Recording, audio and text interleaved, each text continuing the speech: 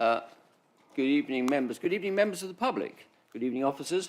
And good evening, anybody that has joined us on YouTube. I have no idea if there's anybody there. Is anybody out there?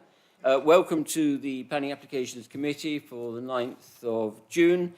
First and foremost, Mr. Scott, can we have any fire instructions, please?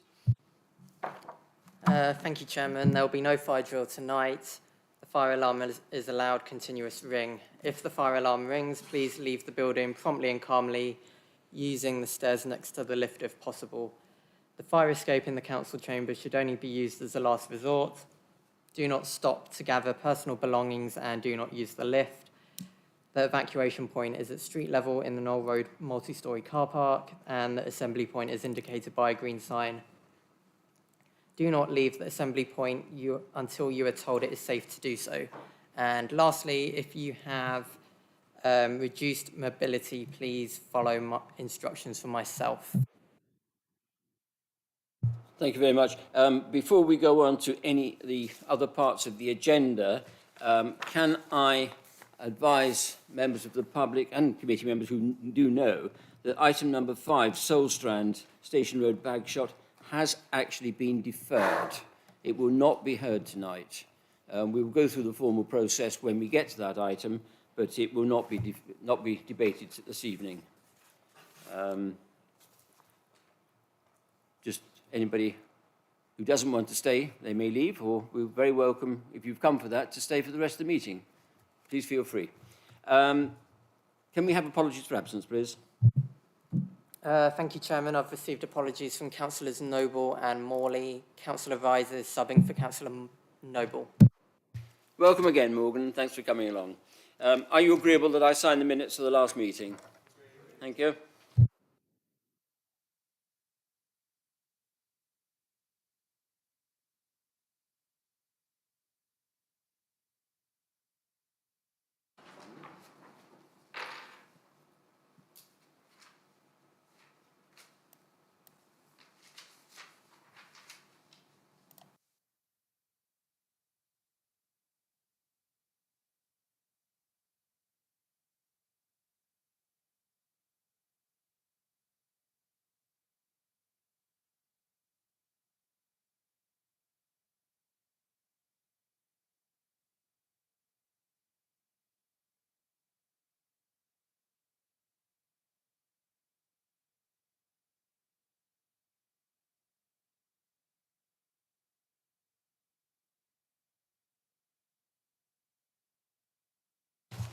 Thank you for that. Declarations we will deal with on each item, which takes us through to the first item on page 11, which is a tree preservation order on 19 Highclere Drive, Camberley.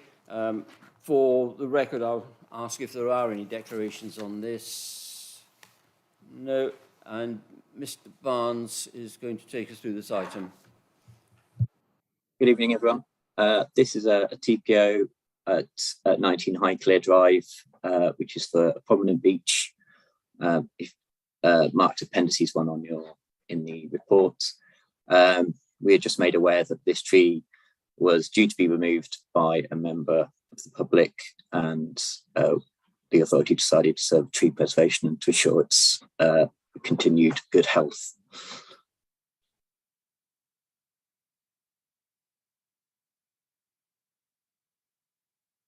Did you want me to talk about any other points on this? We have pictures in the agenda. Do you have any pictures, Mr. Barnes, that you can show the committee? It's the most prominent picture is the one in the appendix 1 at the end of the report. If that's the one, I haven't got it as the one I can share on the screen, I'm afraid.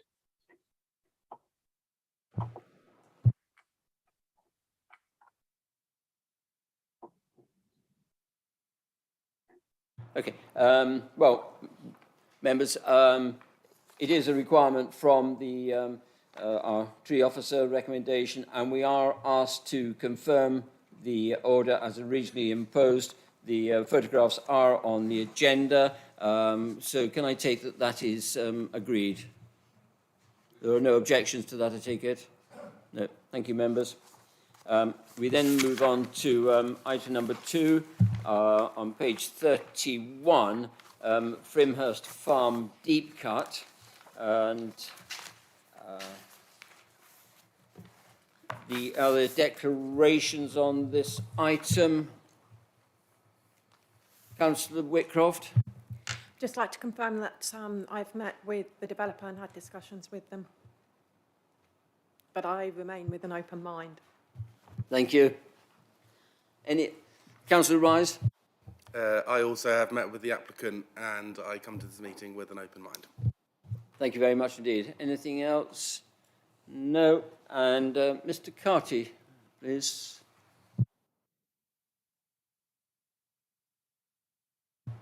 Thank you, Chair.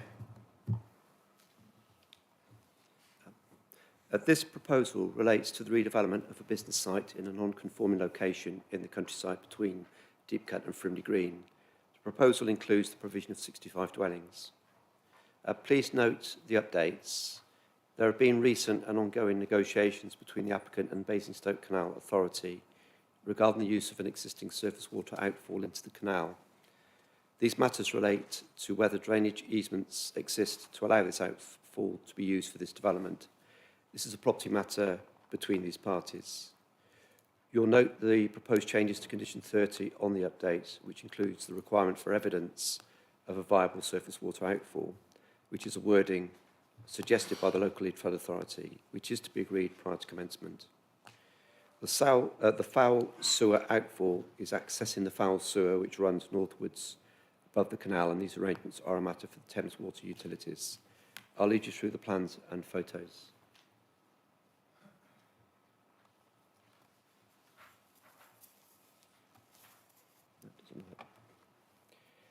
This is the application site. It's on the west side of Deepcut Bridge Road, between the rail line to the south, which is the cutting, and the Basingstoke Canal to the north. Frimley Green is located to the west on this plan, and Deepcut to the north. Here is a historic aerial photo showing the industrial site in its prime, although there's been a more recent decline in activity. The rail line is to the bottom of this photo. You can just about make out the train, with the canal nearer to the top, screened from view by the trees. The site is run down, and the proposal would clearly improve the visual appearance of the site. This unconforming use has been the subject of local concerns in the past. For the left photo, the application site is on the left, and this is a view looking north in front of the site. This is close to the proposed principal access point into the site, which will be between the trees. For the right-hand photo, this is the opposite view south, with the application site on the right. This is in front of the existing house and running up to the rail bridge and the main access into the site. This is the access into the site with the left photo close to the road, Deepcut Bridge Road, and the right photo further into the site. These are photos within the site.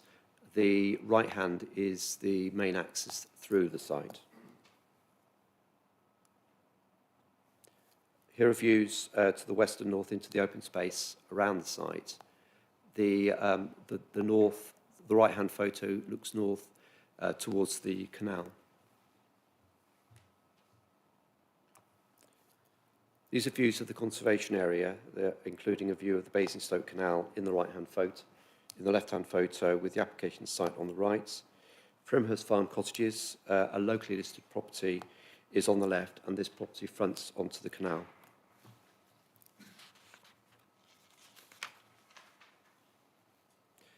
This is the proposed layout, which has been designed around providing a village core around the centre of the development in this location, rather than being treated as a pure suburban development. This has included the provision of a main access road that flows through the site with a series of narrower lanes, which provides a more informal layout. The principal access is located further north than existing and on the outside of a bend in the road, which is an improvement to highway safety. The proposal includes 65 dwellings of mixed sizes, providing detached, semi-detached, terraced and a small number of maisonettes. The application has been subject to amendment during the processing of this application, mainly concerning the central core and also to the two plots 40 and 41, in the southwest corner to overcome tree concerns. These changes have been the subject to reconsultation. Car parking of 175 spaces, including 5 visitor spaces, are to be provided. An assessment of the parking provided against the county parking guidance is set out in the table in paragraph 4.5 on page 33 of the agenda report. The guidance does not provide thresholds or rates of visitor space provision for development, explaining that it is encouraged where it is appropriate, though not always necessary. It is considered more appropriate where there are a number of flats, and in this case, there is only a small number of maisonettes for the scheme. The impact on heritage assets, namely the canal and Frimhurst Farm cottages, is very limited, with a separation from the canal, particularly of about 60 metres with woodland in between. The proposal will provide open spaces, including a play space in this location and trim trail in this location. And those details are to be provided and secured by condition. Coming on to some of the elevational treatments for the various elements of the development. This relates to the historic core, which has a slightly denser feel. This includes Surrey traditional design and materials, tile hanging and brick, and represents the village core setting. This is the west part. It includes a lower density, detached or semi-detached in the main, with a broader range of finishes and design. This is the east part, nearer to the road. It's generally of lower density, but with short terraces. Again, a broader range of finishes and design is proposed. This is the affordable housing plan, which includes 26 affordable dwellings, which represents a 40% provision across the developments. These include first homes units, which are orange on this plan, and there's 7 of those units. Intermediate or shared ownership, which is in blue, which is 6 units, and affordable rent, which is in green, which represents 13 units. First homes are a new government requirement for 25% of overall affordable housing provision. The overall housing provision is within the 5-year housing supply paper. This slide summarises the Section 106 heads of terms for the proposal, which includes the aforementioned 26 affordable dwellings, which would be policy compliant, representing 40% of the overall provision, and the First Homes Policy Guidance Note. A SAM contribution would also be provided through the legal agreement, and there's an estimation of the SIL contribution. And it is estimated about 5 million. It's considered that the proposal strikes the balance between the best use of land and reflecting on its rural character and surroundings. It also removes the non-conforming commercial use, which is in poor visual condition. It provides a more spacious, comfortable housing scheme compliant with amenity standards with a traditional approach to design. The application proposal is supported with a recommendation to approve, subject to conditions and a legal agreement, to provide affordable housing and the SAM contribution. Thank you, Chair. Thank you very much, Mr. Carty. We have a speaker. Oh, sorry. One last slide. Here's some CGIs of the street views. The right-hand side is the plots at the front onto Deep Cut Bridge Road, and this one is within the side looking towards the central core. Thank you. Thank you. We have a speaker, Mr. France from Bewley Homes. Mr. France, I'm sure you've been told, but you will have 4 minutes from whenever you're ready, and you will be told when there is 1 minute left. And if you could remain in place to take any questions of a planning nature the committee members may have. So the time will start whenever you're ready. Thank you. Good evening, committee. My name is Jeff France. I work for the applicant, Bewley Homes. I'm pleased to summarise our scheme to redevelop this brownfield, non-conforming site, which has had a checkered planning history. The proposal before you, as the case officer explained, is for 65 homes ranging from 1 beds to 4 and 5 beds, which will replace the existing industrial centre that has organically grown up since it ceased as a pig farm in the 1970s. The scheme has been framed within the limits of the previous developed land, but comes with the benefits of providing an abundance of open space, much of it being mature woodland. This allows the scheme to retain its rural setting and will provide an ideal environment for residents to live. Indeed, your design consultant states, the redevelopment of this predominantly commercial brownfield site is considered an opportunity to enhance the character and intensify the land use within an area designated for regeneration since 2017. The site is a draft allocation in your emerging plan. Your officers convey within their report the proposals balance the best use of land with the wider character impacts. We therefore believe that the principle of residential use on this brownfield site is accepted and encouraged. Considering the size of the scheme, the proposal has not had significant objections, 12 in total. I'm pleased to confirm that all 3 ward councillors have happily engaged with us during the application. We believe that at least one is speaking positively tonight, Councillor Deach. There are no statutory objections. In terms of design, all the homes are 2-storey and form as a traditional Surrey vernacular with elements of render, brick and tile hanging. The proposed housing meets and exceeds many of the standards set by planning policy. This includes the affordable housing quantum and tenure, the introduction of first homes, garden sizes and general parking standards. In terms of impact on neighbouring amenity, there are very few immediate neighbours to impact upon. Frimhurst Cottage, which is in the same ownership of the site, is over 52 metres away from the proposal. I suggest that the whole of Deep Cut will benefit from the much reduced trip generation, particularly the ceasing of commercial vehicle movements from the site. The Basingstoke Canal is over 60 metres away behind a dense tree belt and earth embankment. In terms of biodiversity, we are pleased to confirm that the redevelopment would produce a positive net gain through the provision of new hedgerows, street trees and general planting. As set out in the committee report and safeguarded by condition 28, energy efficiency measures will be submitted and approved so that all homes comply with reduced CO2 You've got 1 minute emissions. left.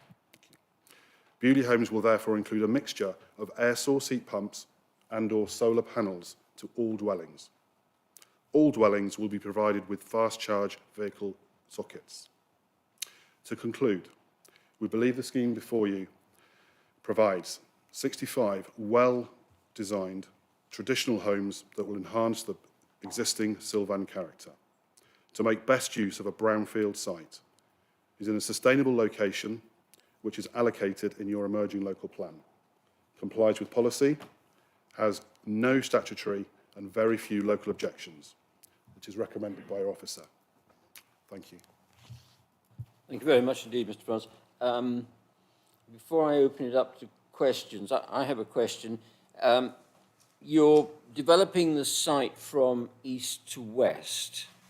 So going by my geography of the area, that's basically going from Deep Cut Bridge Road, as you look at it, to the left.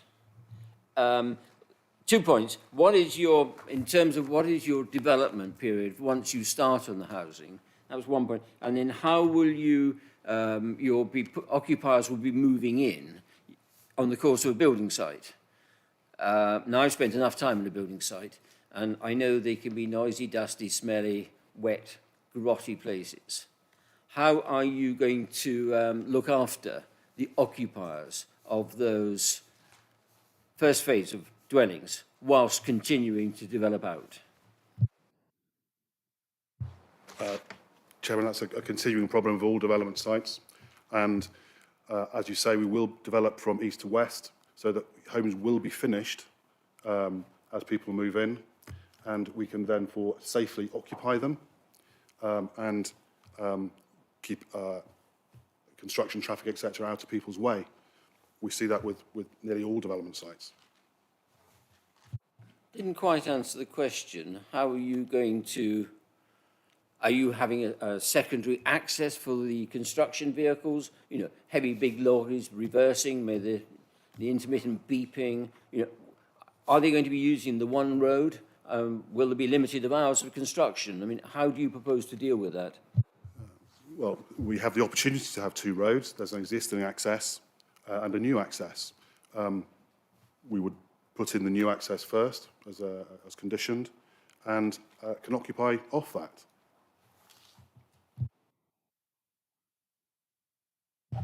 Members.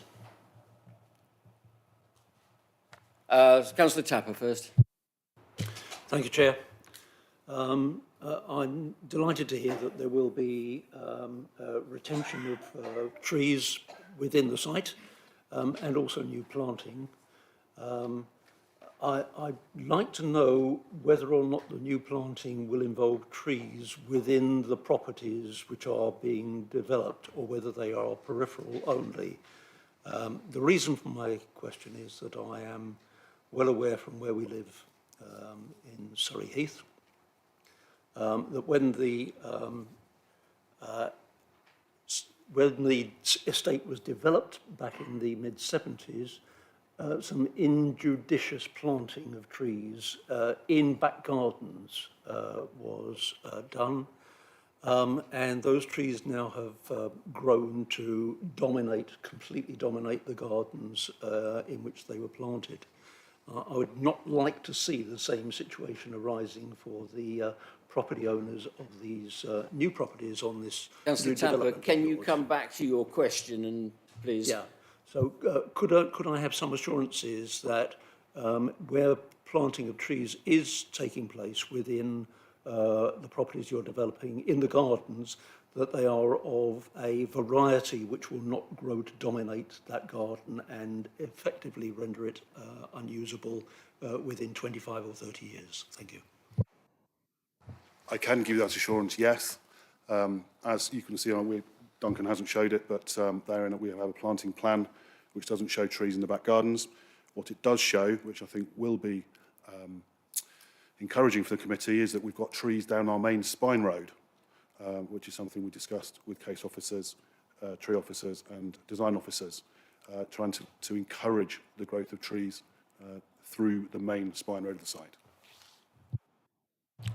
Councillor Black.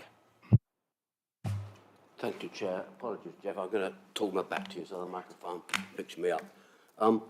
The current foul drainage from the site is via a raw sewage pipe that runs above the Basingstoke Canal. It crosses the canal about 10 to 12 feet above the towpath, then crosses, goes above a residence slope, the garden, before it disappears underground. The pipe is unsightly. It's been known to leak on occasion in the past, and understandably residents would prefer it if it was decommissioned. The proposed development proposes to continue to use this pipe for foul sewage, and whilst the flow capacity has been calculated, there's no confirmation of the capacity of the existing infrastructure to accommodate this additional demand. My question is, have any other alternatives been explored rather than reuse of that pipe, such that that pipe could be decommissioned? The pipe is there, there's a legal right to use it. Thames Water have confirmed capacity for the development through it. And it is actually an adopted pipe as well. In terms of exploring other avenues, it would be possible to go or explore to go back through to the east of the site, along Deepcut Bridge Road, over the bridge and into Lake Road. That is obviously a financial conundrum. And there is existing capacity and a pipe there. Councillor Betton.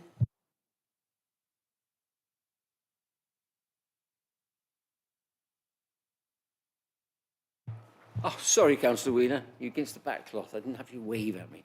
Councillor Wheeler. Thank you, Councillor Hawkins. It's really just concerning the construction environment management plan and the details around that, particularly in relationship to the Basingstoke Canal and the Triple SI. So I just want to look to the officers that they are absolutely assured that there will be no negative impact and that the construction environment management plan is absolutely to their satisfaction in that respect. Councillor Wheeler, sorry, was that a question for the Speaker Sorry, or the no, officers? it's not. It's a question to the officers. I apologise. Okay, no, not to worry. Mr. France, thank you very much indeed. Thank you.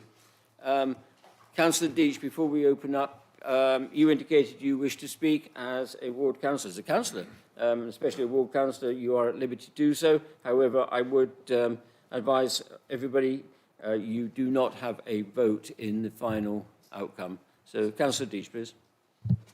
Thank you very much.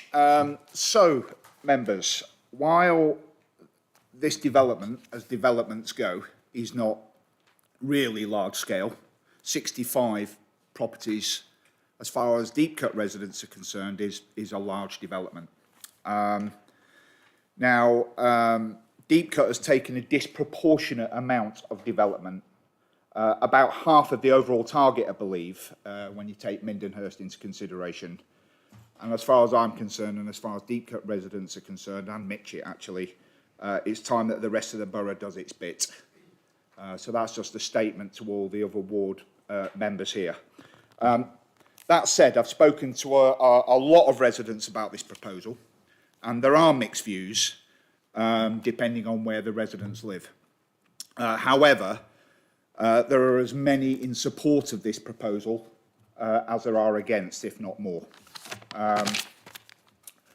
That's because the current operators of the site have never taken their responsibilities to the community or the environment seriously. Frankly, as it stands right now, the site is nothing more than a rubbish tip. The community will be happy to see the back of the current operator or owners.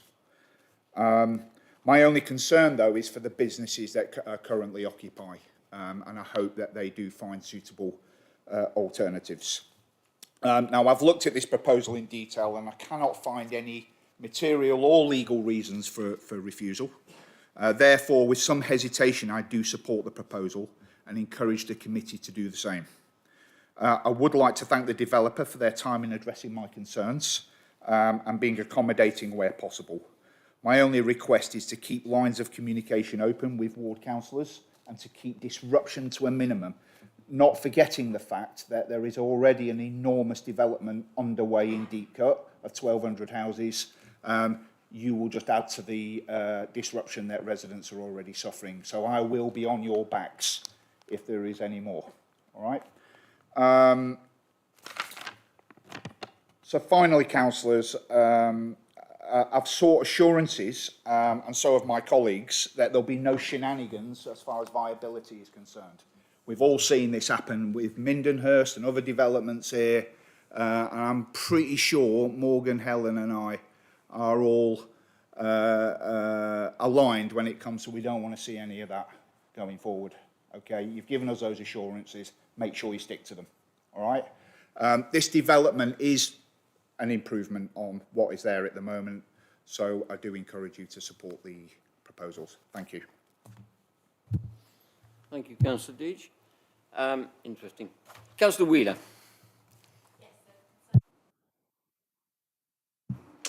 It's the Construction Environment Management Plan. I noticed in the document that you make reference to Southwest Trains, I think it is. I'm so used to Surrey Wildlife, so Southwest Trains. But I am sorry if I've missed it, but I don't see the reference in relationship to Natural England's requirements and the recommendations that they made in their original response in Frimley.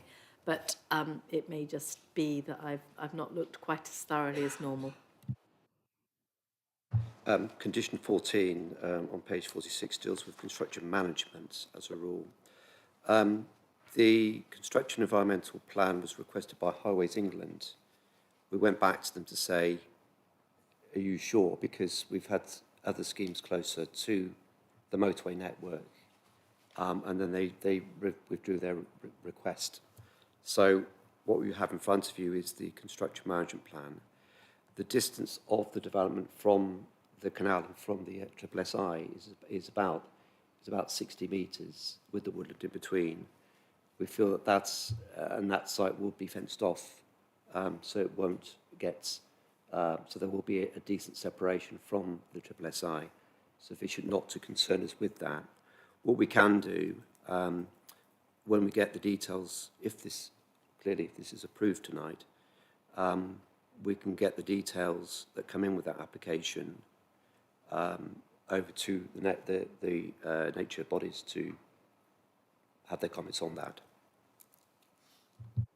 Thanks. If I may come back. So the letter from Natural England in February actually asked that a construction environment management plan was produced basically in relationship to its relationship with the SSSI and presumably the conservation area.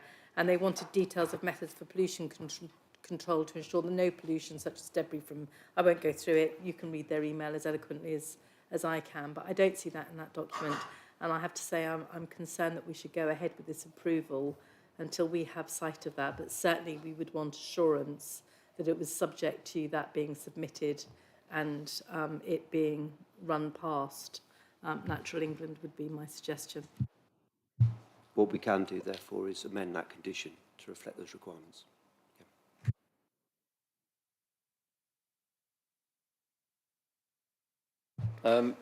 Just while we're on that point, amend it as to how?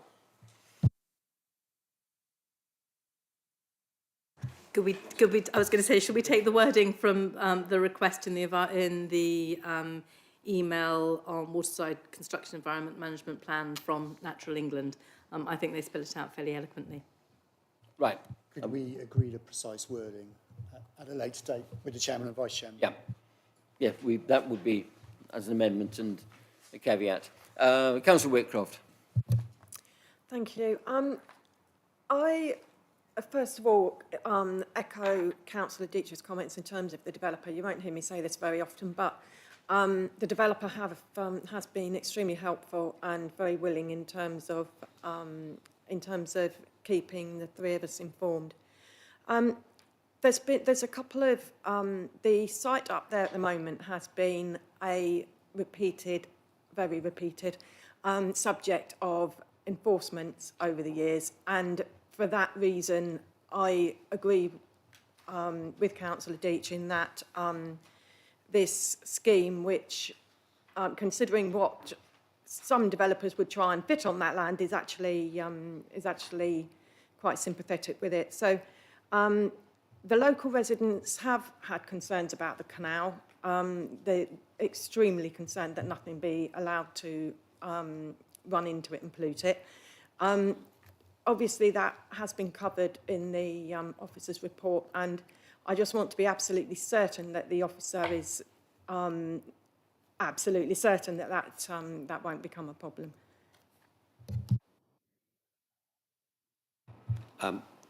The application has been assessed by the local flood authority, who would advise us on matters in terms of drainage. And it's the drainage outflow from the sites that's the key thing. At the moment, it's unregulated in terms of what goes out. With this scheme, what you've got is infiltration basins and other matters which will help filter the water as it goes through. And there's catchments in as well, so it will be a betterment in terms of what comes out of that outfall, if that is the solution here. So I appreciate there's still some work to do for them with the Canal Authority. But the idea through this is, one, it will hold back the water so that it doesn't storm, during a storm event, it doesn't flow too strongly into the canal, because there are issues with the canal itself. But also that the quality of the water is improved through the scheme that they put in, the drainage scheme that they put into the site.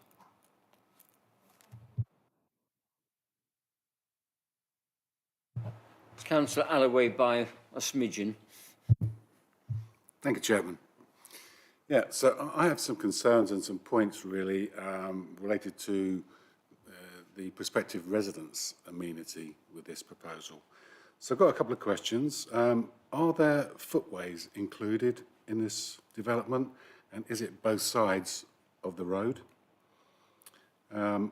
Also, is the road wide enough for vehicle parking either side and fire engine access without vehicles having to park on the path?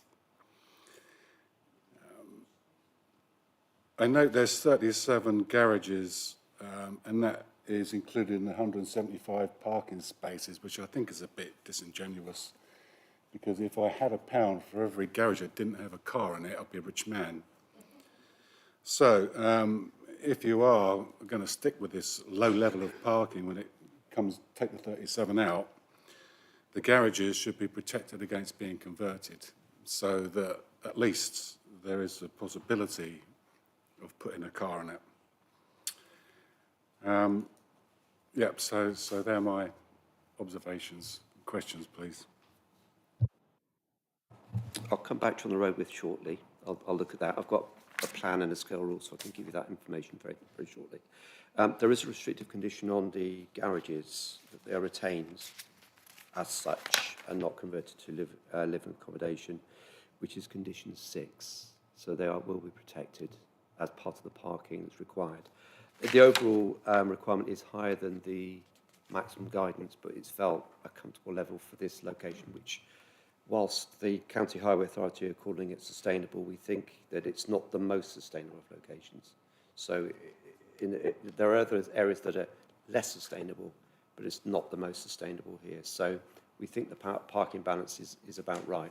But I'll check the width of the road now, so you've got an idea for that. I think it's possibly one of the least sustainable, to be honest. I mean, it's a fair old walk to the local shops in Deepcut and go for one's breakfast. You'll need it by the time you get up to the cafe. Yeah. Councillor Rise. I'm not sure what shop you're referring to in Deepcut. We haven't got one yet. But Just hoping. Opening soon, so a very long walk, continuing to walk around until it's built. Just regarding the amended condition from Councillor Wheeler, with the specific wording to be agreed by Chairman and Vice Chairman, I would also like ward members to be included in that as well, if possible. I think it's just picking up a point from Councillor Whitcroft regarding the update and the the surface water runoff into the canal. I'm just can I just have a very clear assurance that because obviously it's linked as foul and surface water outlets in the update. Can I just have a very clear assurance that they're not connected at all in any way? So the groundwater issue, which is in negotiation with the Canal Authority, has got essentially no connection to the foul water. And thank you, Mr. Garty, for nodding your head. Like Councillor Deach and Councillor Whitcroft, I would actually agree with them. It's not actually unlikely that the three of us all agree when it comes to planning matters. We're normally quite aligned. So I do want to thank the applicant and the developers. I think they worked in a very collaborative manner, which I'm sure officers will agree, and they were very responsive to all three of us and very, especially very accommodating for meetings with us as well. But just on the condition wording to come to ward members, and I don't need you to respond. Mr. Carty, I saw you nod your head regarding my other question. Thank you.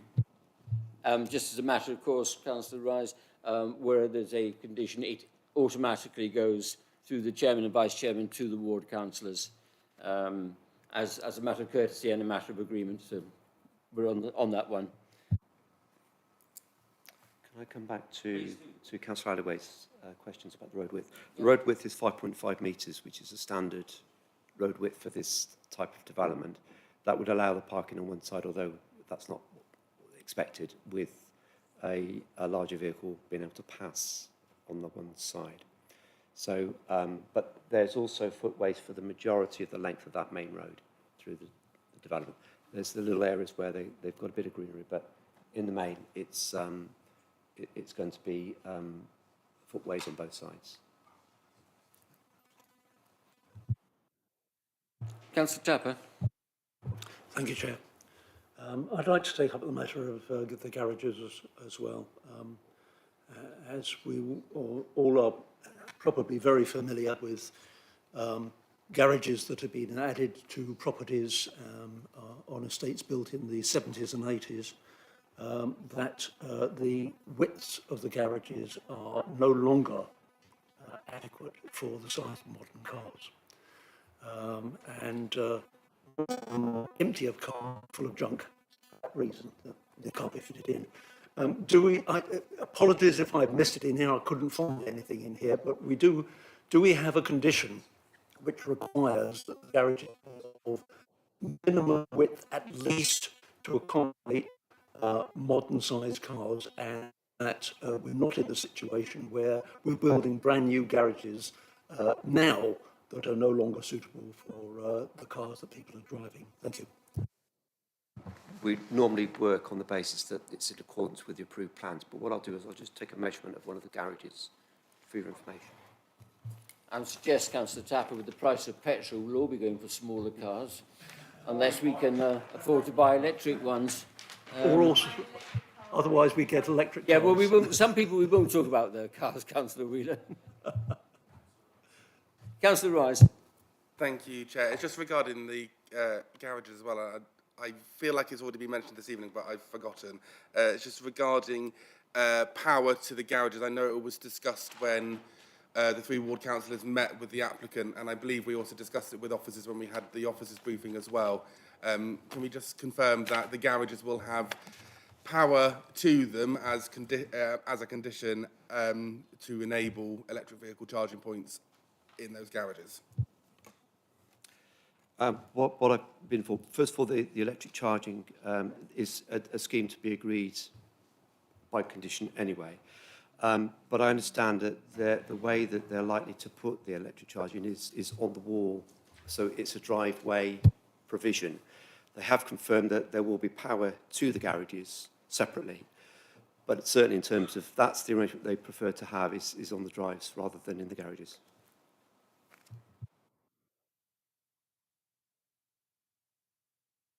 Just on the sides of the garages, I've measured one about 6 metres deep and 3 metres wide. And I've taken into consideration wall widths. Councillor Tabb, sorry, Councillor. We're looking at between about 2.6, something like that, as a width. Councillor Black. Thank you. I know that Mr. France suggested that Thames Water had come back on the foul sewage and confirmed that the infrastructure had the capacity. But from the paperwork we're presented with, including the update today, I believe it looks like it's still an open question. So my question, would the committee be willing to consider adding a condition? There's a condition 30 around the detailed design of the surface drainage. Would the committee be willing to consider adding a similar condition for the foul drainage, i.e. requiring that development will not commence until the detailed design is in place, etc., etc.?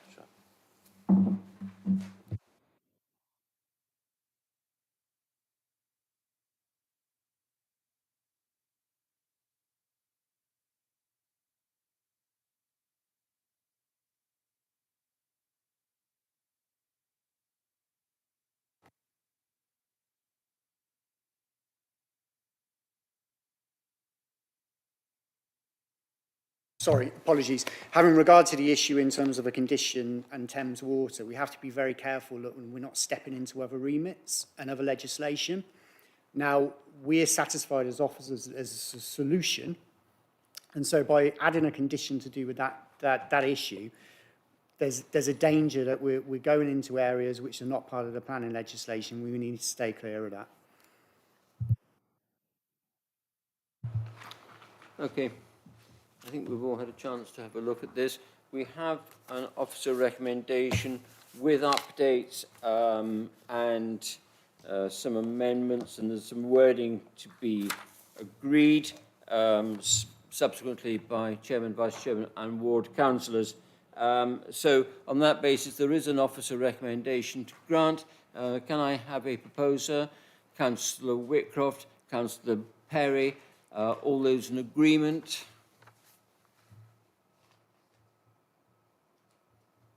That, I see, is unanimous. I think it is.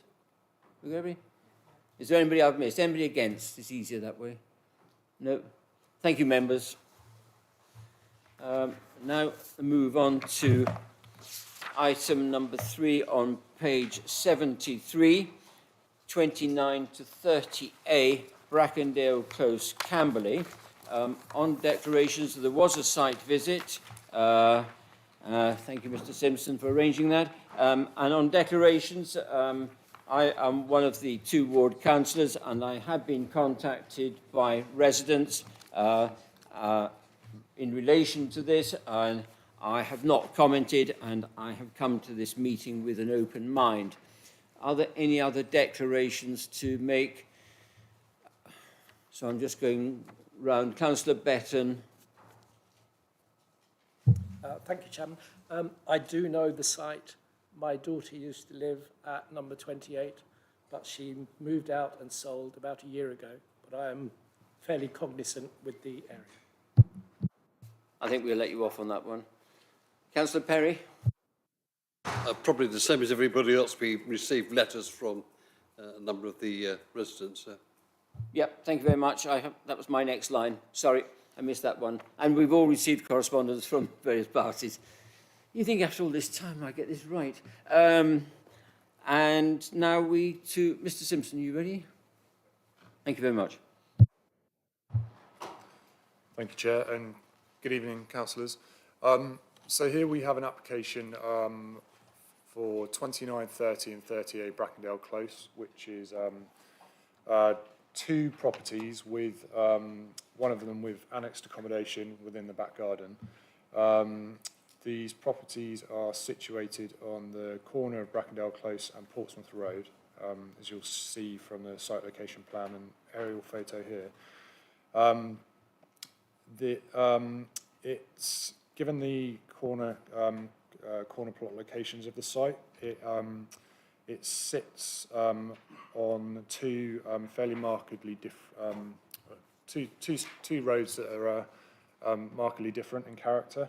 Brackendale Close, as you can see, is characterised and set out with fairly large plots with large dwellings within them, and all the plots are fairly lineal and consistent in size. There is one exception in number 28, which is to the northwest of the site, has been converted into flats, but that was done in excess of 40 years ago. Whereas Portsmouth Road, specifically the western side of Portsmouth Road, there are a lot larger developments. As you can see to the north of the site, there is Brackendale Court, which is a block of 10 flats, and then the Travelodge and Toby Carberry development to the north of that again. Now the site is within the Wooded Hills area, where one of the key pressures of development from development within this area is trying to ensure that plots aren't subdivided, which is a key characteristic of the area. Now moving on to some photos. The image to the left is looking south along Brackendale Close towards Portsmouth Road. Maybe able to just about make out the blue for sale sign, which is just to the north of that is the site on the left hand side there. To the right hand side there is are the 2 sites, so number 29 on the left and number 30 on the right. Now that image shows the frontage of the site on Brackendale Close. And looking north down Brackendale Close, which gives you an idea of the verdant character of the street scene there. Some images of the property. So this is 29 Brackendale Close. The image to the right shows the opposing elevation of number 28, which is the property which has been converted into flats. And number 30 on the left-hand side there, and then to the right is what's known as 30A, the annexed accommodation. And then another image taken within the rear garden of number 30, which shows Brackendale Court, which is just to the east of the site. A couple more images. So that's the frontage of Brackendale Court on the left-hand side, and then on the right-hand side is looking at the site. from Portsmouth Road, which gives you an idea of the set-down nature of the site and how the kind of vegetation that screens it at the moment from Portsmouth Road. I'm moving on to the site plan. So as you can see, the scheme seeks permission for a large development within the site. Now the development would incorporate 30 flats, all of which would be affordable at a intermediate tenure. Of the flats, the unit size mix would be 9 one-bed units and 21 two-bed units. Also, that's shown in there are the accommodations would be served by 30 parking spaces, so 1 space per unit, which is compliant with the local parking standards for 1 and 2 bed flats for the borough. All of these spaces would be served by electric vehicle charging points. Also, as you can see, at the bottom of the site is a waste store.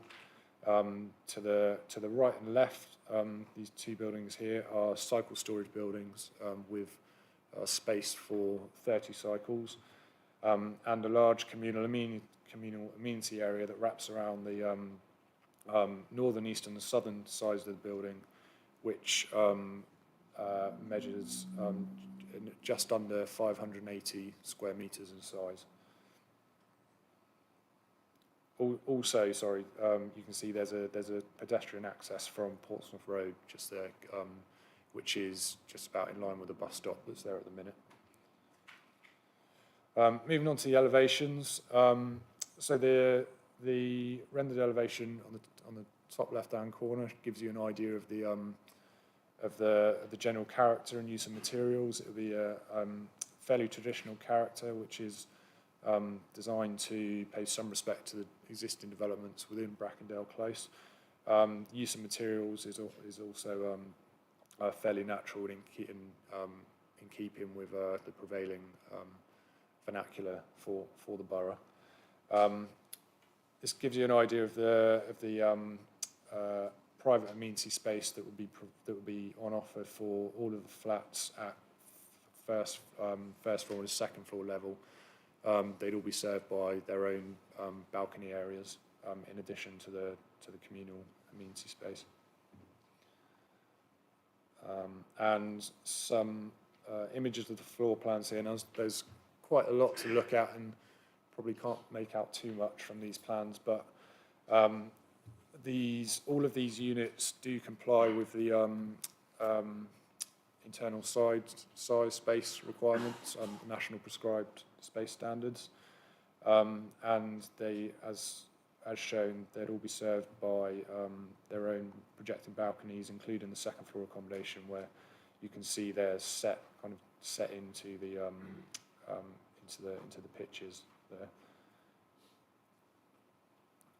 Now, moving along to some of the street views. So the top one there is from Brackendale Close, and this gives you an idea of the impact that the development would have upon the street scene. If you consider it against some of the earlier images, it would be the only form of development of this scale, and I think this image quite clearly shows how the proposal would merge the 2 sites, which is the officer's view that would go against the grain and development pattern of the close. It would also introduce a building that would be significantly overbearing and incongruous within the street scene, which is otherwise characterised by singular dwellings, albeit large singular dwellings. The loss of landscaping to the front of the site is also a concern, which forms another reason for refusal within the recommendation.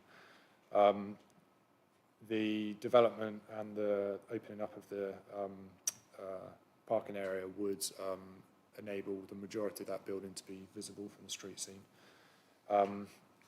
And also the bottom image is from Portsmouth Road that gives you an idea of the development would be significantly less visible from Portsmouth Road, and within the context of views from that highway may not be so far out of keeping, given the fact that you already have large flatter developments further along the highway. But for reasons of scale massing, quantum development, also in association with the loss of landscaping and an under provision of parking, waste storage provisions, which I forgot to mention earlier, it is respectfully recommended that the application is refused. Thank you very much, Mr. Simpson. We do have a speaker, Ms. Beresford. There she is. Good evening to you. You have the same rules, although you are on Zoom. 4 minutes, starting when you are ready, and you'll be advised when there is 1 minute remaining, and the time will start whenever you're ready. Thank you. Thank you, Chair. I'm speaking on behalf of the Brackendale Close Residents Association, which comprises 90% of the residents of Brackendale Close. We wholly endorse the officer's report and the recommendation to refuse this application. The case officer has presented 5 strong and robust reasons for refusal, which clearly reflect the significant impact that such an incongruous proposal would have on the existing setting of Brackendale Close. Our principal objection relates to the sheer scale of the proposed block of flats and the merging of the 2 plots.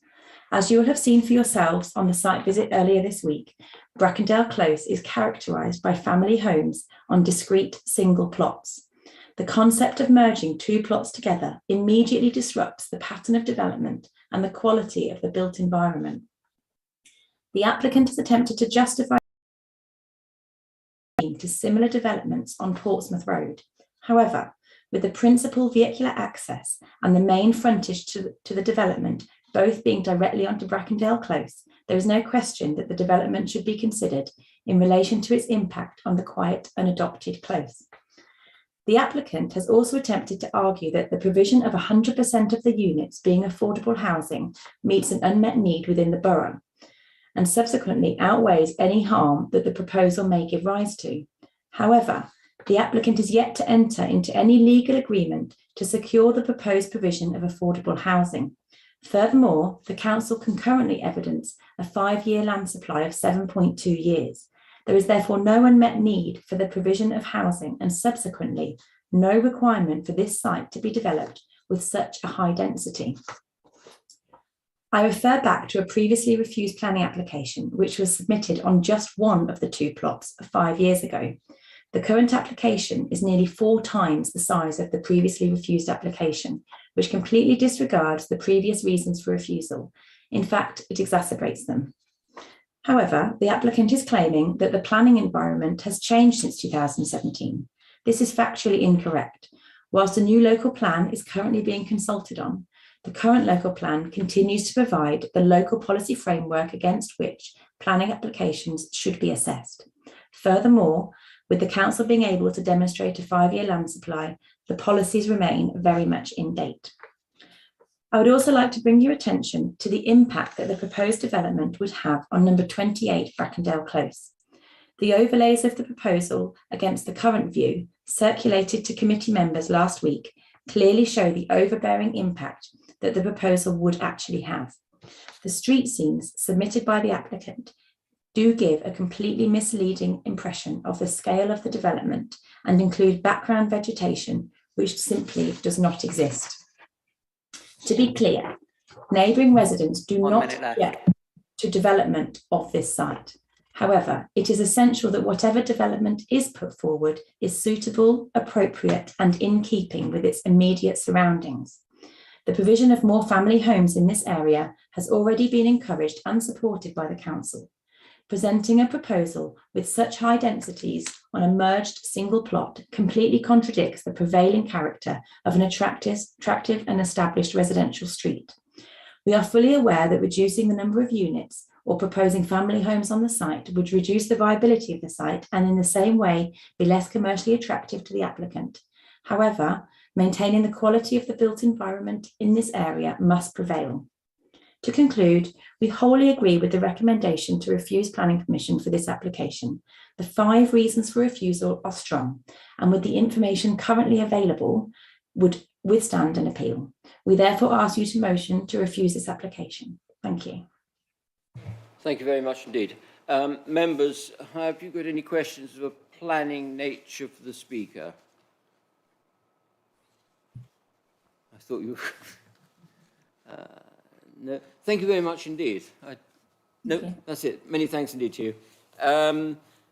Councillor Josephine Hawkins, as a ward councillor, you indicated you wish to speak to the committee. As before, with Councillor Deach, you are at liberty to address this committee, but you do not have a vote in the final outcome.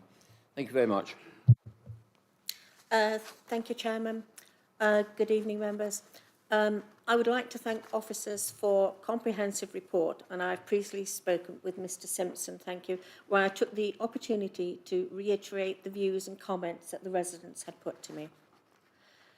We all agree that there is need for affordable housing in Surrey Heath. The proposal in this instance is for intermediate affordable.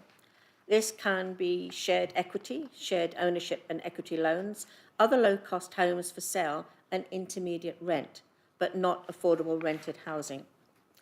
We can also agree that to have a single block of housing across 2 sites containing 30 flats at different sizes is a gross overdevelopment in any location, not least at the entrance to Brackendale Close, where there is a mixture of housing, each contained in a single plot.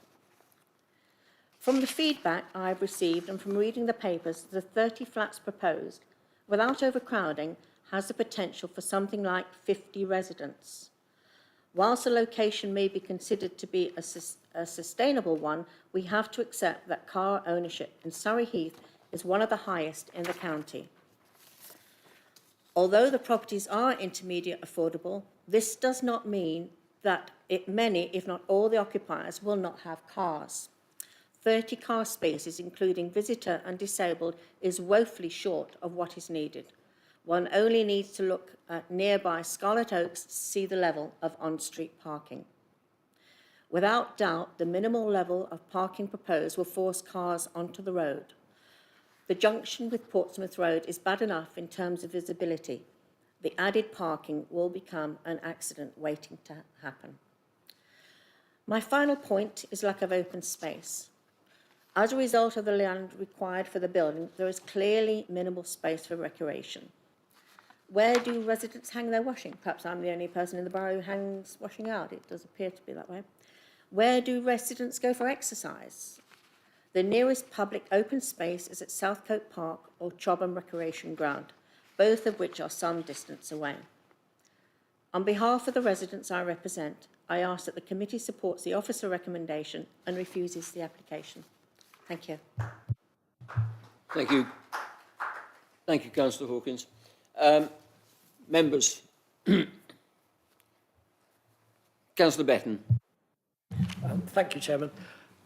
I expressed a historical knowledge of the site.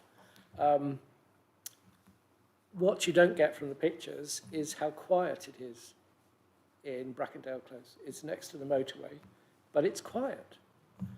Getting out of Brackendale Close, which I have tried to do on many occasions, you're going uphill. There's quite a slope onto the Portsmouth Road, and it's looking either way is going to be very difficult.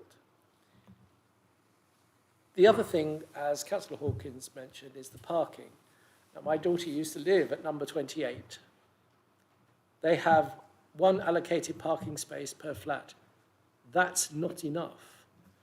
You're talking about much larger numbers here. 1 allocated parking space is ludicrous.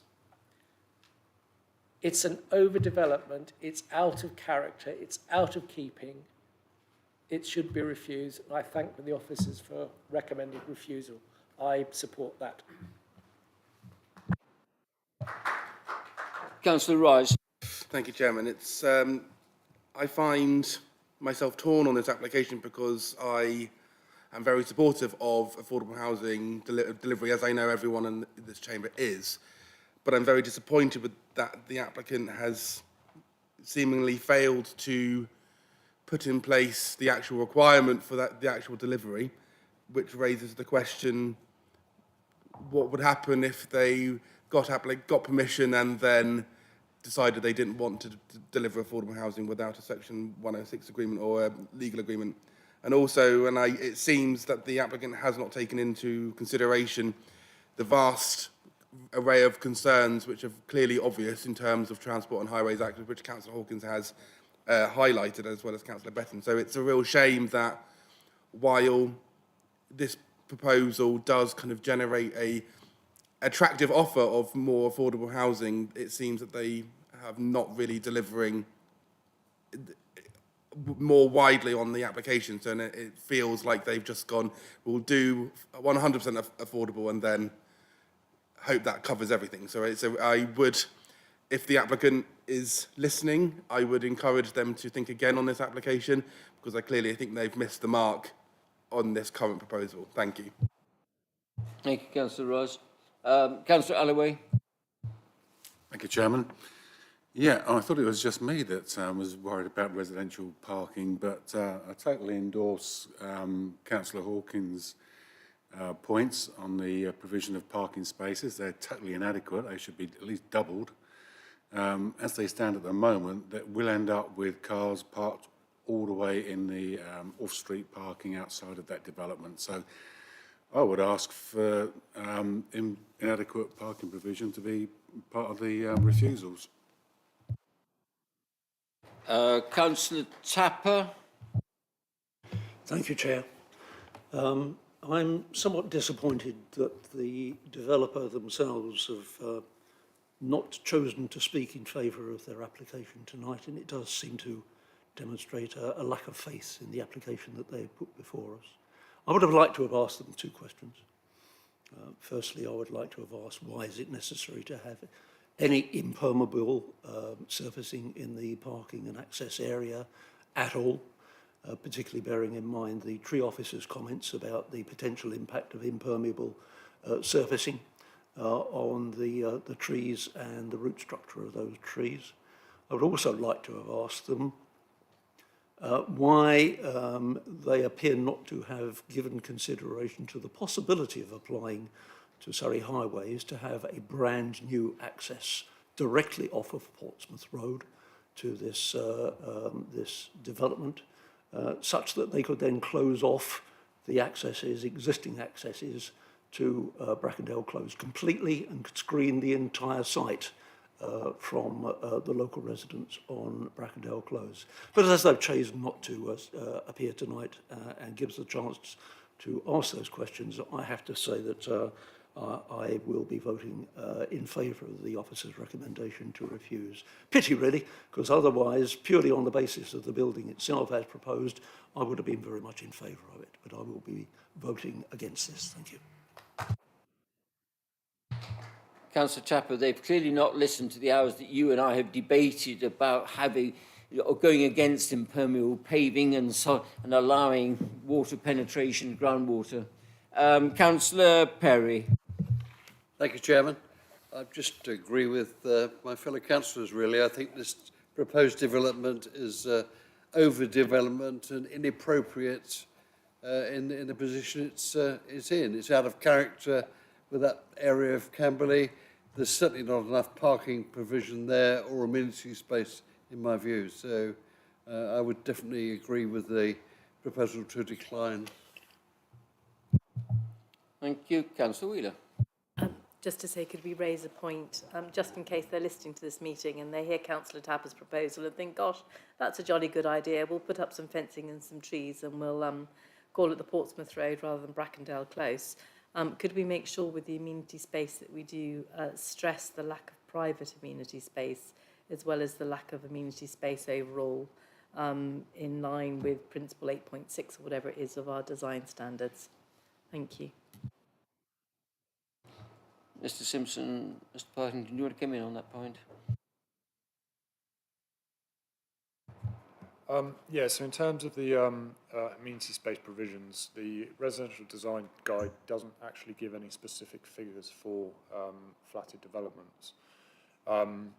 This proposal, it's on plan, it appears that you'd have fairly thin slivers of amenity space on three sides of the building. But if you measure that area out, it delivers quite a large area of, as I think I mentioned earlier, just under 580 square meters, which is quite significant. I think if that was in a more rectangular block, it would look like a fairly large area. A couple of things were considered when looking at this application are that a lot of that area would benefit from quite a significant amount of natural vegetation around it, and also because it borders three sides of the building, you would for significant portions of the day, some of that garden would receive sunlight. So overall, it was considered, felt that it was hard to resist the proposal on amenity grounds.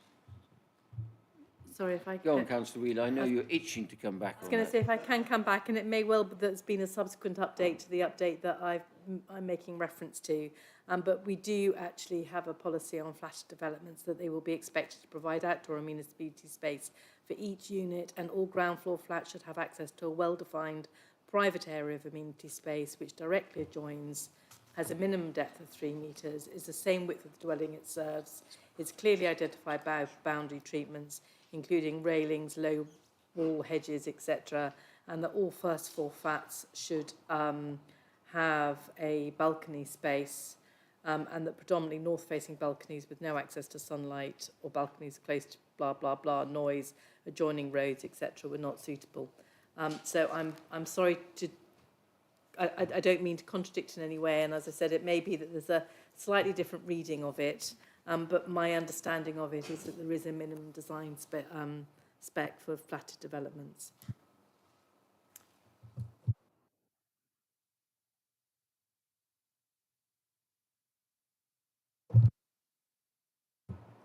Apologies. With respect to the balconies, that's is quite correct. The minimum spaces are detailed within Principle 8.6, and the balconies that have been provided for the first and second floor flats would comply with the requirements set out within this policy. But in terms of the overall shared amenity space within the garden, I think the point that I was trying to make is there's no prescribed space standards for the properties detailed within that principle. Sorry, I will come back. In our current published policies of 8.6, it says that ground floor properties should have a minimum depth of 3 metres, which is clearly demarked, basically, and private space, and I don't see that on this development. So if possible, unless I'm misreading it, I do feel that that should help to enforce the reason for refusal. I think in respect to that, reason 1 deals with the overall sort of the general layout of the site and the overall issues on the site. I see no reason why, if members are agreeable, to add that guiding principle to reason 1.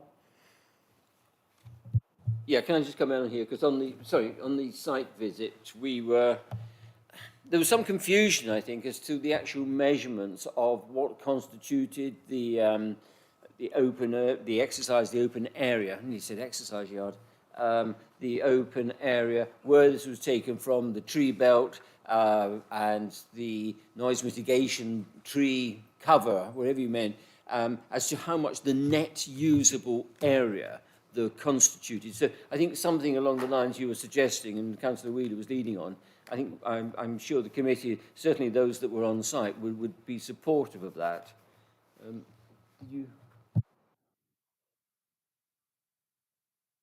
I'll come back to you, Councillor Tapper. Do you want to come in now? I've noted that a number of councils have raised about lack of parking on the site. In the report, there is clear indication that there's no objection from County Highways in terms of this application. Looking at the parking standards, I mean, the mix of units for this proposal are a mix of 1 and 2 bed units, so they have to provide 1 spaces each for the units. So it does meet the policy standard for that. I understand some of the concerns raised in terms of there's a lack of parking in this development, but in terms of policy, it does meet the current standards for that. I'm very reluctant to contradict the head of planning, but at a recent seminar we had with County Highways, they did say that it wasn't a hard and fast rule, and the final decision did rest with the committee, although the County Highways did reserve the right not to agree with us. Which was a little bit of a barrister's answer. I hope there's no barristers in the audience. If I've upset them, I do apologise, my lord. But there was that, and I do feel that the committee, from view, rightly or wrongly, I have a feeling the committee might actually be looking to see a clause in the complaining about the lack of car parking. Can I just come back on that? Yes. Yes. I understand what you're saying here there. But in terms of the policy, and given they are governing in terms of our highway policies and standards, they've given comments to Surrey Heath Borough Council, and we should follow those policies. Because if we did go to appeal on that point, they wouldn't be able to defend us on that point, because they've actually given agreement and support that it is policy compliant on that point. Yeah, I'm not going to. Yeah, I hear what you say. Certainly, as head of planning. I'm sorry. Go on, Councillor Wheeler.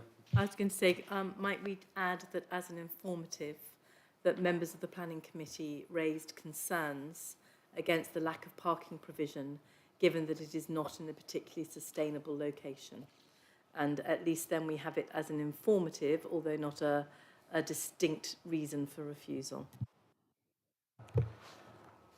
Councillor Wheeler, I'd just like to understand the reason for that, because it wouldn't be defendable at appeal. It's not a reason for refusal. I just want to understand the reason for it. I understand the comments raised by members that there's a lack of parking, but it's not a reason for refusal. So I would want to know the reason why we put informative, because it wouldn't be defensible at appeal. Sorry, can I just come back? Yeah. The point is, if it would not be defensible at appeal, that is predicated on the developer going to appeal. I think the committee really want to stress, in our view, that is insufficient parking for 50-odd people, a total number of parking. And one takes a view that this may come back. We want to put a marker in the sand that this is insufficient, a level of parking for 50 people. Notwithstanding what the county highways say. Are you going to allow us that? We can put that as informative, but what I'm saying is that in terms of policy, it meets that policy standard, so it wouldn't really have much weight in terms of putting that as an informative. Councillor Wheeler, I think that's as far as we can get on that one.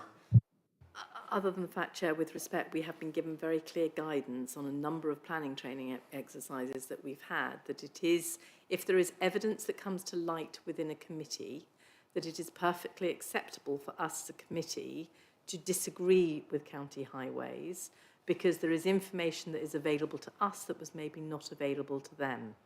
And I think the local knowledge of the site is possibly new information that has come to light this evening. I'm not going to labour the point. I think we've got enough good reasons for refusal on this. I think add the informative so that should it be a desktop exercise, that when it goes to planning, to a planning appeal, that at least the information is there. If it's not there, it can't be considered.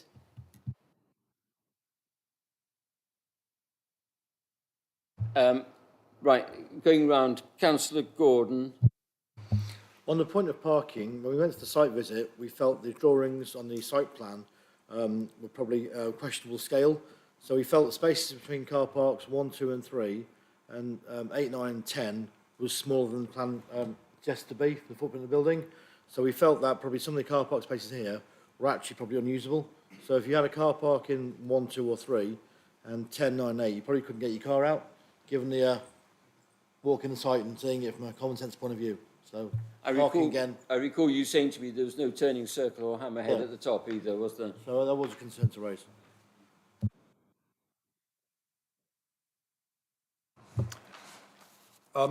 Yeah, thanks for those comments, because I remember we had that discussion whilst we were on the site. So I've gone and measured the parking bays, the width of the depth of the parking bays, the width of the internal road, and also the width of the road next to the access. So the depth of the parking bays is 4.88 metres, which is compliant with county standards. The width of the internal road is just a shade over 6 metres, which is quite a way above the standard width of a car, a modern car these days. There is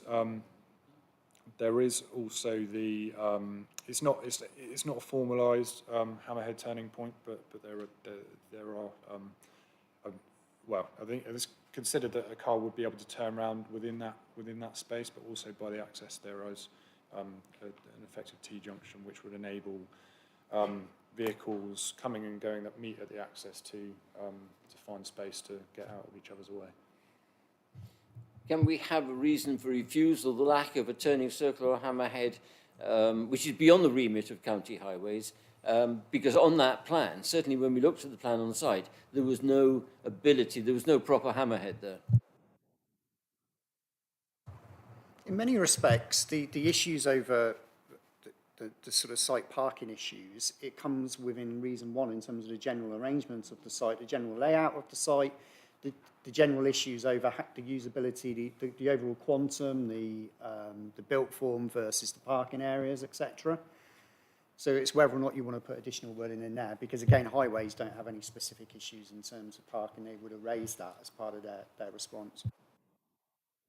We come back on that one, maybe. Right, going around. Councillor Rise. Thank you. And it's more of a request, because I think based on guidance and training that the committee members have received regarding highways and the response from officers this evening, seems that there's a disconnect in what we can and cannot do. And I would request that officers, through Mr. Chenea, contacts the County Council, contacts the Highways Authority, and actually gets a confirmation of what ability this committee actually has with regards to objecting on highways grounds when we disagree with the Highways Authority. Because if we're told we can disagree with it, and I can recount multiple times this committee has objected to highways issues, and we are told that because the Highways Authority does not object, we cannot use that as a reason for refusal, it seems that there is a disconnect between the advice and training that we've been given and what officers tell us. And I think it's really important that we have clarity of what we actually are allowed to do as a committee. Please. Councillor Rice, thank you for your comments there. I'm not trying to be difficult in terms of my views on this. What I'm trying to get across to members is that obviously County Council are the governing body for all roads in Surrey. They've given comments in regards to the application. Officers have followed that guidance and comments and presented that in the report. And I'm here as Head of Planning to give you that advice. If members feel very strongly that the parking is inadequate, then they can refuse the application on that grounds. But there needs to be clear evidence why they feel that the parking is inadequate, given there's clear policy on that. So if you are looking to refuse the application on that ground, there needs to be clear evidence, because if we are going to go to appeal, because I know we've got a number of reasons to refuse this application as well, and there's quite a number of strong reasons as well to refuse the application. But if we're going to go to appeal on highway grounds as well, there needs to be clear evidence so officers can defend that part of the reason for refusal at planning appeal. So that's the reason why I'm giving my comments to members. Members have to decide on that basis. like, I appreciate your comments, and I know that's what that's your responsibility to this committee and to the council is to do that. But it feels that it is always used as there is no objection, so you cannot ever refuse on highways grounds at all. That's the advice we always seem to be given. And I think based on the training that we've been given, unfortunately I missed that training, and I'm just going on based on what Councillor Wheeler and others have said, is that there was different advice given by County Council that, and I just want to know for my own clarity and be able to make the best decision possible, of what are we actually allowed to do? Is it that we just, is it because, and that's all I kind of want, is the information to be much clearer on our powers, because it always seems that we can't refuse anything on highways because highways says it's fine, because we're not the highways authority. And that's just my feeling, and I understand, but thank you. Councillor Rice, I understand your comments you've stated tonight. I suppose, again, I'll repeat what I've said. We're governed by what they've said, but if you've got clear evidence that there's going to have an impact in terms of the amount of parking or the less parking on this site, then members have to give that as part of their reason for refusal. So if they feel that they've got clear evidence that that the parking is insufficient, then that needs to be given in this meeting to officers, so that can be couched for a reason for refusal as part of the application. Yeah, Councillor Rice, I mean, I have to say, whilst we've all been trying to push the head of planning, and he's quite rightly resisting our efforts, you know, absolutely right.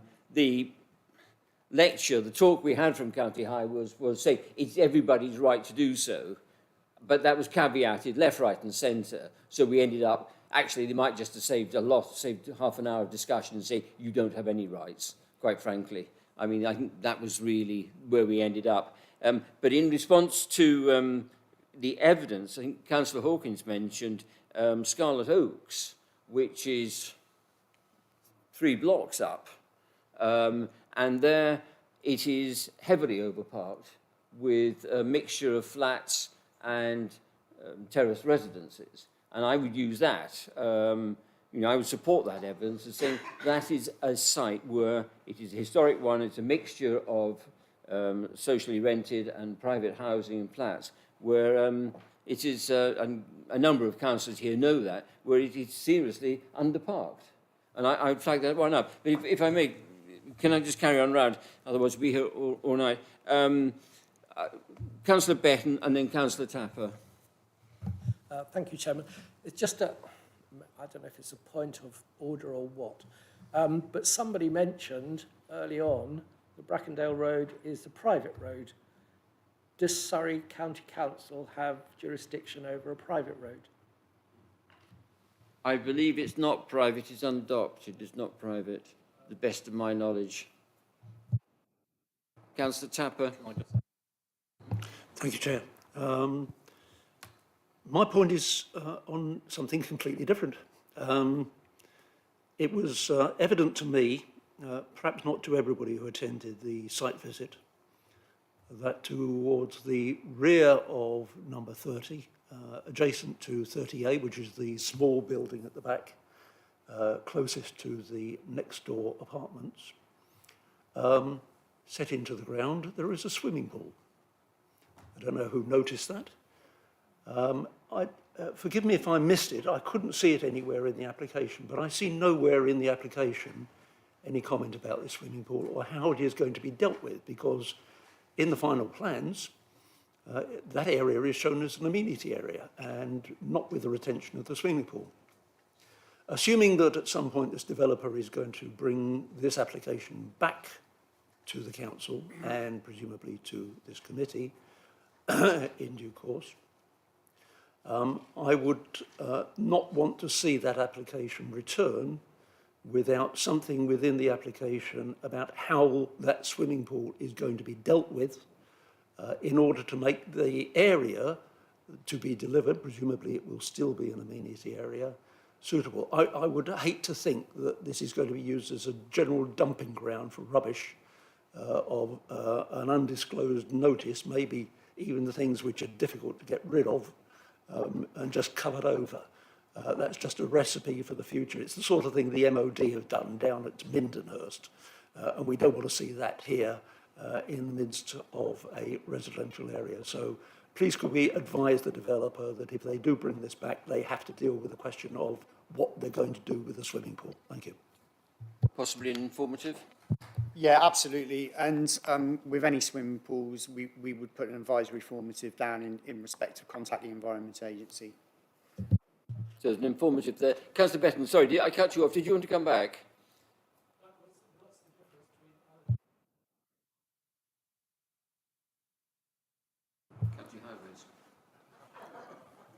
No, I just wanted to add that this road is not private, because if it was private, County Council wouldn't have given any comments on this application. They make it quite clear in their comments to officers and to the council that if it's a private road, they don't want to get involved with giving any comments. So this is an adopted road, and that's the reason why they've given comments on this application. So it's not a private road at all.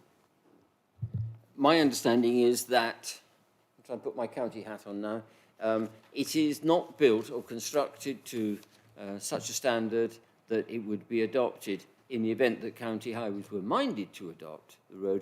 It would be adopted by the county. It is the substructure, the pavements, the width, and the composition of the road is such, and it's been there a long, long time. That road was there long before the motorway came through, as evidenced by Brackendale across the other side, and this is part of the safe routes to school and linking through to the bridge over the motorway. So, in which case, would it support a lot of on-street parking? that is beyond the remit of this committee. Nice try.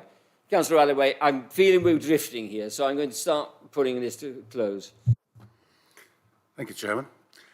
Two things. About a year ago, maybe more, we commissioned a parking consultant to develop our own standard here, which was to make it more relevant to this borough. Where do we stand with that now, please? Because we was developing increased parking provision more along the lines of what Windlesham Parish Plan has in place. Secondly, the county standards do have minimums, but they also have provision for increased provision of parking spaces where the location is maybe not town centre or close to train stations and things like that. So there's always a provision, I understand, to increase the parking provision and not always sink back to the minimum. Thank you.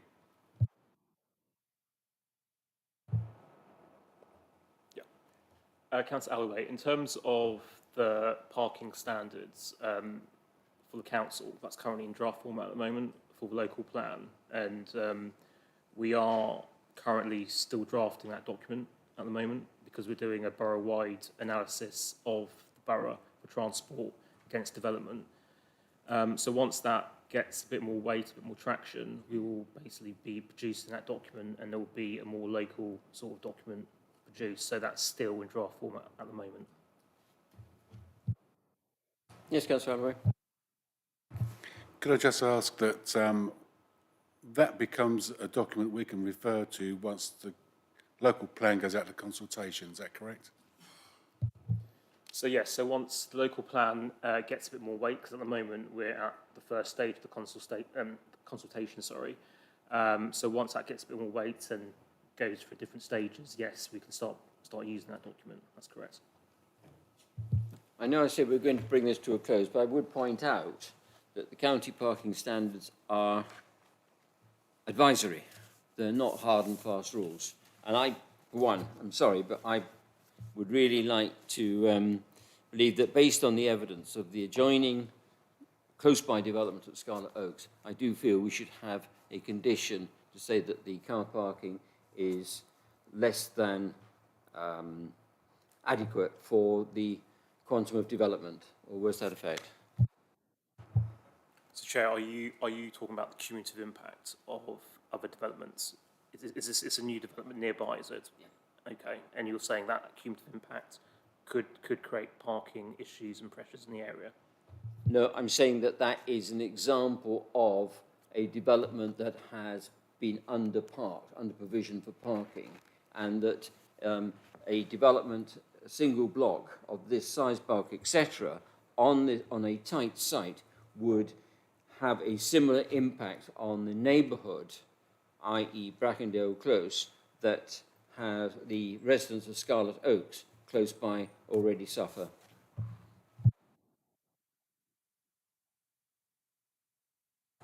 I think, without repeating what Mr. Chinney has already said, I think you have reason one, which deals with the arrangement on the site. If they overcome reason one for refusal, then by default, they're overcoming the amount of parking that you're going to get on Brackendale Road. So, i.e., what I'm trying to say to you, if a smaller scheme came in, you by default would have less parking, and that would overcome some of the wider issues that you have, because it's the overall quantum, it's those competing elements which are causing the issues here.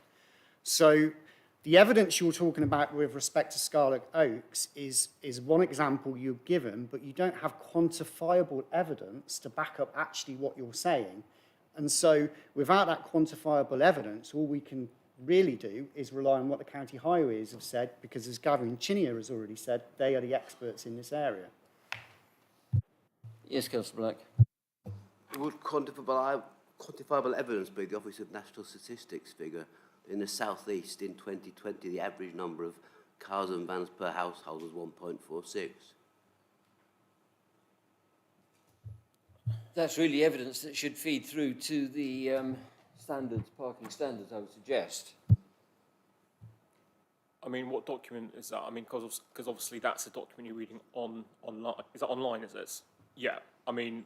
I haven't first of all... I haven't managed to drill down to Surrey Heath yet. I mean, first of all, that document has not been published in our documents. We're governed by Surrey County Council, and that information hasn't been made present to the party. But the statement was quantifiable evidence. If we have quantifiable evidence, that's a justification. That, I mean, if that isn't quantifiable evidence, what is? Sorry if I may. I think that's a fairly broad statement, because that statement doesn't take into account how that number is made up for in terms of 4-bed houses, 2-bed houses, 1-bed houses. So it's that's an average household. But in order to provide the evidence and even the guidance that we follow, you need to drill down in terms of the specific housing numbers and what the demands are for each size of unit. So if I can come back, so if there was quantifiable evidence that said in this area, in 1 2-bedroom properties, there was a higher ratio of cars and vans to households of 1, then that would be quantifiable evidence. I mean, respectively, this is what a local parking plan will do. It will look at the different parts of the borough, and based on the experts who will produce that will look at where we need to have additional parking based on the particular issues within that area. At the moment, there is no such policy document, local policy document, and that's what I'm referring to. Similarly, you don't have any local evidence specific to this site which can back up your reason for refusal on parking. In the absence of that evidence, we have to default back to what county highways have said. Putting all that to one side, you've got reason for refusal 1, which deals with the overall quantum of development on the site. That's talking about layout, that's talking about all those competing issues. If they overcome reason 1 with a reduced size scheme, by default, you're reducing the amount of parking you have on the wider site. Yeah, I think, yes, I accept that, but I think what is vexing the committee, I sense, is that time and time again we've refused something, and then we've tried to, maybe not tried to bring it, but then we've said, well, what about X, Y, Z? And we've been told that wasn't a reason for refusal, therefore you can't look at it, and therefore we can only look at what we've put down. And the committee considers that 30 car spaces for including disabled and visitor parking is insufficient level of parking given the county guidance, which is advisory. And therefore, sense that the committee really would want to put down a reason for refusal, that there is insufficient car parking, and if it has to go to appeal on this basis, you have got other reasons, but we want to put a marker down, a line in the sand, to say this is how we as a committee of councillors feel in relation to the reasons for refusal. Thank you, Chair. I think you made your opinions, and members have made their opinions very, very clear on this. I think if you are looking to put a reason for refusal on parking, can I ask a member to put some wording together for a reason for refusal, and then we can assist in terms of that?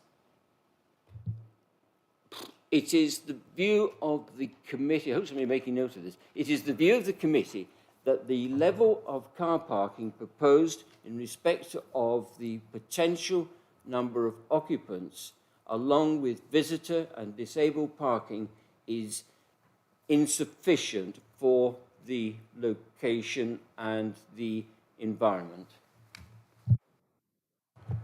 And Chair, I suppose you could put in that in terms of cumulative impact as well. Didn't I say cumulative? No, I meant it. Because yes, Thank yeah. you. Okay. Yeah. Can we pick that up on the recording? Yes, and I think what we'll do is we'll share reason for refusal with yourself and the Vice Chair as well. And the Ward Councillor. And the Ward Councillor as well. Okay. Committee, here I'm saying, are we agreeable with that? Thank you. Right. Right, end of story. We now have an officer recommendations reviews with amendment. Final wording to be agreed. I will propose that. I'm going to put my head in the news. Councillor Wheeler, I think, will second that. Are we all in agreement? Anybody against that? That's carried unanimously. Thank you. Thank you very much, members. Thank you, members of the audience, congregation. If you'd like to, you can stay for the rest of the meeting, or we can take a 2-minute break while you depart if you wish.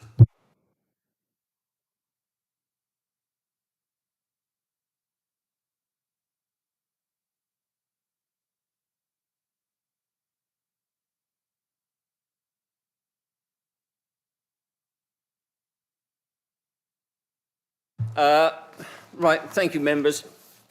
We're now moving on to item 4 on page 109, Novartis Frimley Business Park.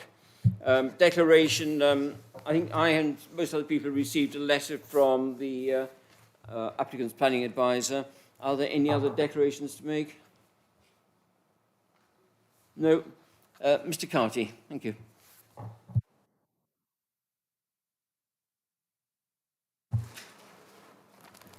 Thank you, Chair. This commercial redevelopment relates to the former Novartis site. Novartis vacated the site over a year ago.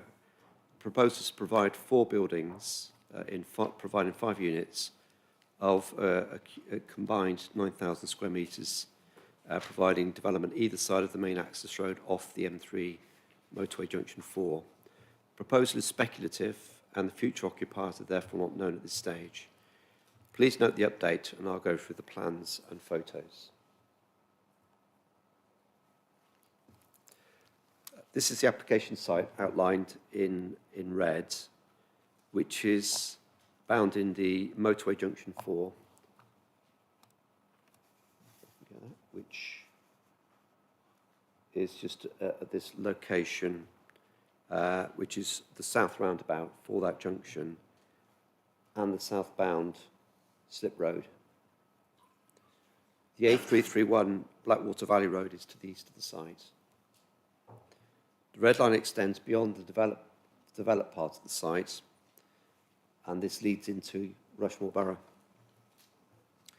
The main access runs through the middle of the site and serves businesses in Rushmore. It falls within the defined core employment area and the floodplain. The Blackwater River and the public footpath is along the south-west boundary of the site.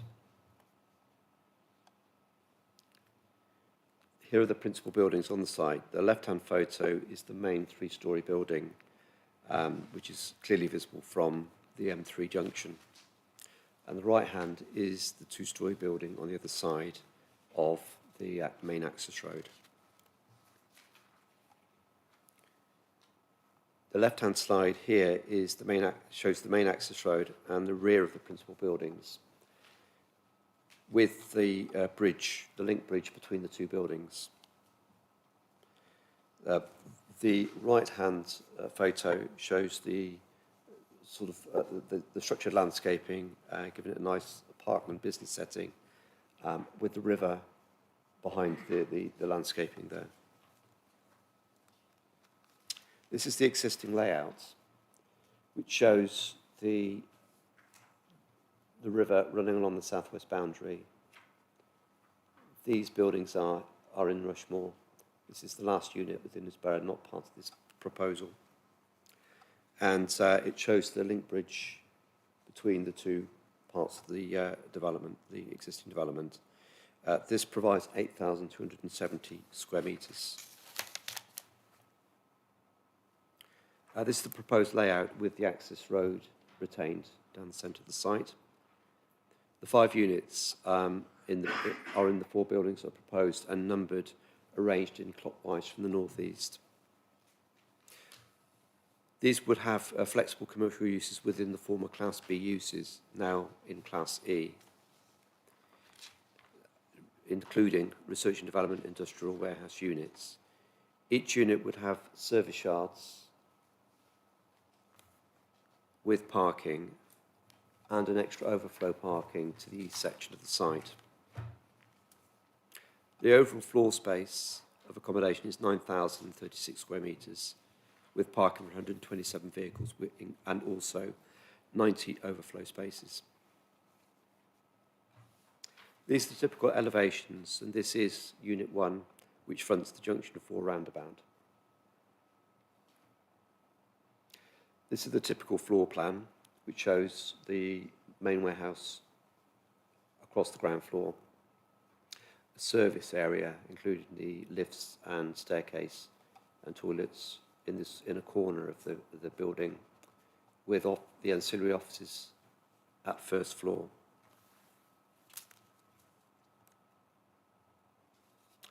Part of the enhancements for this development in ecological is the provision of riffles within the riverbed.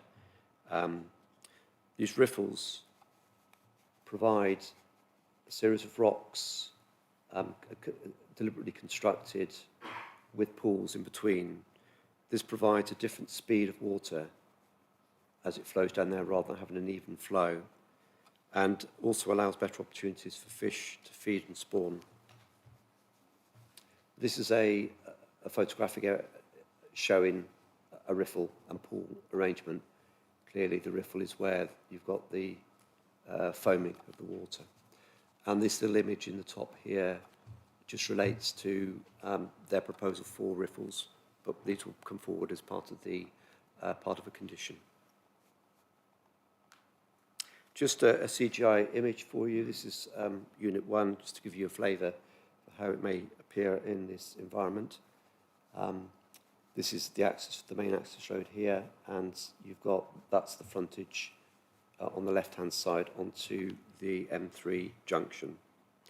The proposal relates to commercial development within a core employment area, set some distance from residential properties. The modern design with a muted colour palette is considered to be acceptable in this location, noting the existing and proposed structural landscaping around the site.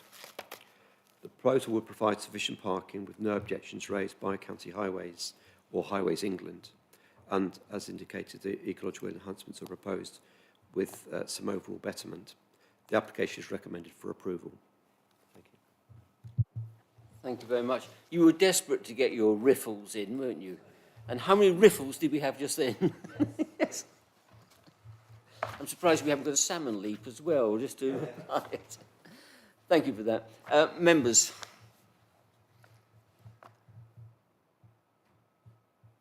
Right. No? Okay. Officer recommendation. There are amendments on the updates. I think the sensible one is the R&D element, which I think makes a lot of sense.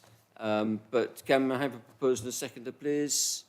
Councillor Tapper and Councillor Perry, all those in agreement? Gosh, we're in agreement tonight. Thank you very much. That is unanimous. Which will take us on to item 5, Solstrand Station Road Bagshot, which we had a site visit. However, as contained in the update, this item has been deferred for further investigation and the applicant to come back to us on drainage matters. And I will propose the deferral, and Councillor Wheeler is seconding the deferral, and I take it that everybody's going to be in agreement with that. So thank you for that. Members of the public, thank you very much for staying the course. It's the end of this evening. Just a bit of housekeeping. On Tuesday the 14th of June, we have some planning training, and it's Greenbelt, and I'm told it doesn't include parking in the Greenbelt. I just slipped that in. And our next meeting is Thursday the 7th of July. So anybody that's with us on YouTube, thank you very much, and good night, and thank you, everybody, and good night, and thank you, officers, for... I'm sorry.